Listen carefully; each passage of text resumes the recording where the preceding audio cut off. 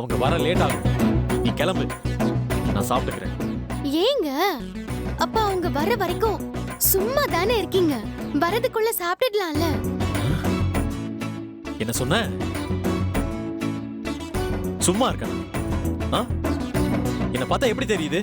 வேலை வெட்டி இல்லாம சும்மா உட்கார்ந்துட்டு இருக்கிற மாதிரி தெரியுதா? அதான் வீட்ல எப்பவும் சும்மா இருக்கிற உனக்கு எதை பார்த்தாலும் அப்படிதான் தெரியும். எதையாவது பேசி இரிட்டேட் பண்றதை தவிர வேற என்ன வேலை இருக்கு உனக்கு? எனக்கு வர கோவத்துக்கு என்ன பண்ணுவனே தெரியாது. கிளம்பிங்க இருந்து. ஆமாங்க, நான் சும்மா தான் இருக்கேன். ஆனா காலையில நீங்க எந்திரிக்கிறதுக்கு முன்னாடியே எந்திரிச்சு வாசல் பெருக்கி கோலம் போட்டு ஒவ்வொருத்தருக்கு பிடிச்ச மாதிரி டீ, காஃபி, லெமன் டீ, கஷாயம், சூப்புன்னு போட்டு கொடுத்து அதுக்கப்புறம் டிஃபன் பண்றேன். அதுலயும் 2 வகையான டிஃபன் பண்றேன். 2 வகையான டிஃபன், அதுக்கு 3 வகையான சட்னி, சாம்பார்னு எல்லாம் பண்றேன்.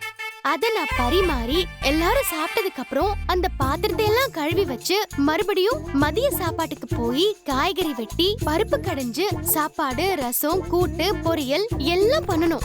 இதுக்கு நடுவுல டயட்ல இருக்கிறவங்களுக்கு சப்பாத்தி செய்யணும், வாஷிங் மெஷின்ல துணியை போடணும், அதை கொண்டு போய் காய போடணும், அது காஞ்சதுக்கு அப்புறம் அயன் பண்ணி மடிச்சு வைக்கணும். அப்பப்போ ஜூஸ், காஃபின்னு யார் கேக்குறாங்களோ அவங்களுக்கு போட்டு கொடுக்கணும். கொரியர் வந்தா அதை வாங்கி வைக்கணும், கேஸ் வந்தா வாங்கி வைக்கணும், ரூமை கிளீன் பண்ணணும், பெட்ஷீட் மாத்தணும், மறுபடியும் நைட்டு டின்னர் ரெடி பண்ணணும். ஆனா இவ்ளோ பண்ணியும் நான் வீட்ல சும்மா தாங்க இருக்கேன். அது இனிமே வீட்ல இருக்கிற எந்த பொண்ணையும் பார்த்து சும்மாதான் இருக்கீங்கன்னு அசால்ட்டா சொல்லவே சொல்லாதீங்க. நீங்க சொல்ற மாதிரி நாங்க சும்மா இருந்தா வீடு என்ன ஆகும்னு நீங்க யோசிச்சு பாருங்க. உங்க டிஃபன் இங்க இருக்கு, நீங்க சாப்பிட்டு முடிங்க, நான் கிளம்புறேன். தாத்தா சொன்னதுக்காக தான் நான் இங்க இருக்கேன்னு சொன்னேன். மத்தபடி இங்க இருந்து உங்களுக்கு ஊட்டி விடணும்னு எனக்கு ஒன்னும் ஆசை இல்ல. நான் வரேன். வரும்போது கேரியரை மறக்காம எடுத்துட்டு வாங்க.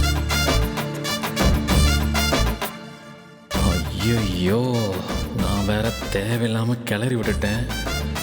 அவ என்கிட்டே இந்த பொறி பொறிகிறா. தாத்தா கிட்ட போய் போட்டு கொடுத்துட்டானா? இத்தனை நாள் பட்ட கஷ்டம் எல்லாம் வீணா போயிடுமே. அப்புறம் தாத்தா நெஞ்ச பிடிச்சிட்டு படுத்துடுவாரு. வேற வேணையே வேணாம். இதுதான் சொந்த காசுல சூனிய வச்சுக்கிறதுன்னு சொல்லுவாங்க. ஐயோ சூர்யா, ஏண்டா இப்படி சொதப்புன?